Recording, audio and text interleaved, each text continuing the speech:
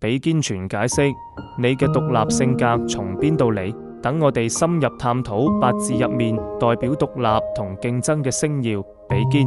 首先認識下比肩嘅本質。比肩就係同我五行相同嘅十神。喺人際關係上，佢代表我哋嘅兄弟姊妹、同窗好友同埋職場同事。比肩旺嘅人通常好有義氣，做嘢中意親力親為，有住好強嘅自立精神。特別要注意嘅係，對女性嚟講，比肩同養生美容有關；對男性嚟講，就體現喺健身段。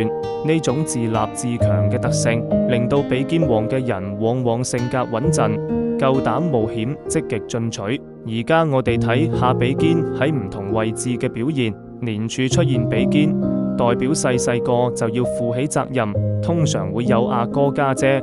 如果被克，可能暗示有冇出世嘅兄子。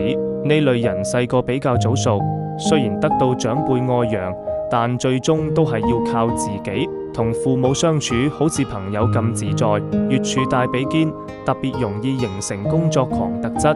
女性多展現女強人性格，很早就開始規劃人生。